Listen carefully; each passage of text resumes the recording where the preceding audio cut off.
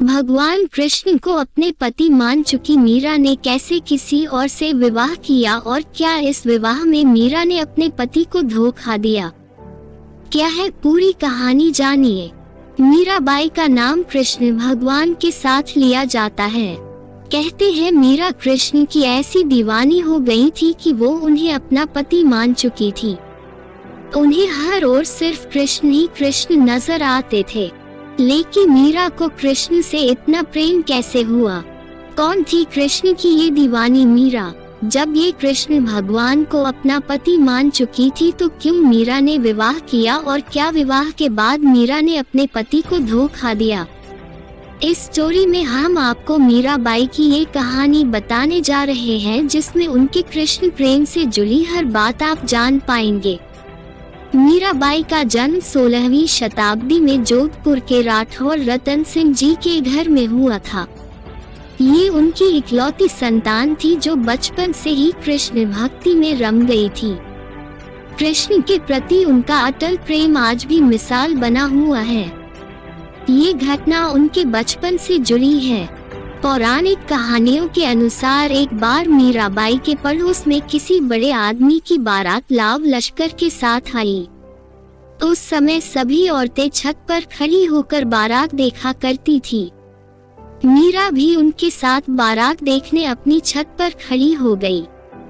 बारात की रौनक देखकर मीरा के मन में प्रश्न आया कि मेरा दूल्हा कौन है। उन्होंने ये सवाल जब अपनी माता से पूछा तो उन्होंने बेहद सरल भाव में कृष्ण की मूर्ति की ओर इशारा कर दिया और कहा वो है तुम्हारे दूल्हे।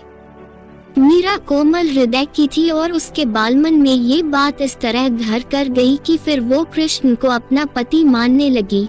मीरा कृष्ण की भक्ति में इस कदर लीन हो गई कि फिर उन्हें उसके आगे पीछे और कुछ समझ नहीं आता।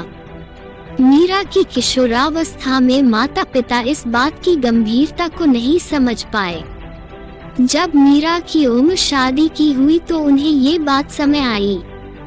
अपने बेटी के उज्जवल भविष्य के लिए हर माता पिता ने भी उनके लिए एक योग्य वर तलाशा।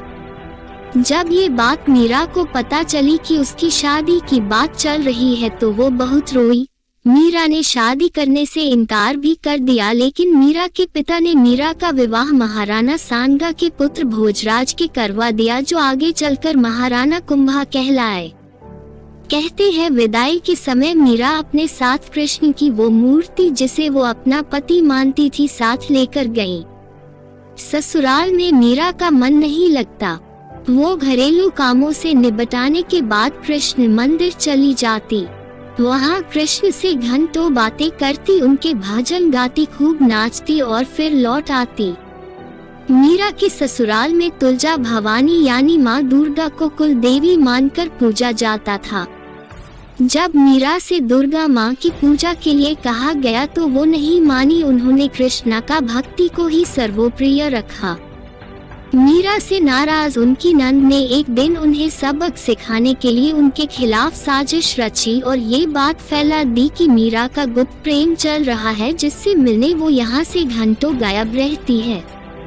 एक दिन मीरा जब कृष्ण मंदिर में भक्ति में लीन थी तब उनके पति राणा कुंभा मंदिर का दरवाजा तोड़कर अंदर आ गए। मीरा की ये बात सुनकर राणा कुंभा का दिल टूट गया, लेकिन फिर भी उसने एक अच्छे पति की भूमिका निभाई और मरते दम तक मीरा का साथ दिया। मीरा पर ससुराल में यातनाएं बढ़ने लगी। हालांकि मीरा को राजगद्दी को कोई चाह नहीं थी, लेकिन फिर भी उन्हें सताने का सिलसिला ससुराल में बंद नहीं हुआ। मीरा के देवर को राजा बना दिया गया और वो मीरा को इतना नापसंद करता था कि उसने मीरा को मरवाने की कई बार कोशिश की, लेकिन कृष्ण भक्त मीरा का बाल भी बाका नहीं हुआ। लेकिन यातनाओं से परेशान होकर एक दिन मीरा चित्तौड़ छोड़कर चली गई। मीरा जोगन बन बैठी। उसे जहाँ भी कृष्ण की भक्ति ले जाती वो वहाँ पहुँच जाती। दिन रात कृष्ण का नाम जपती, कृष्ण के भजन गाती, उनके लिए नाचती फिरती।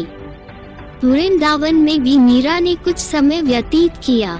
गांव-गांव में घूमकर मीरा ने कृष्ण भक्ति की। पौराणिक कथाओं के अनुसार मीरा जब अपने जीवन के अंतिम क्षणों पर आई तब वो गुजरात के द्वारका में पहुंच गई। यहाँ उन्होंने कुछ समय कृष्ण का ध्यान किया और फिर एक दिन द्वारकाधीश की मूर्ति के सामने नाचते नाचते वो उसी में समा गई।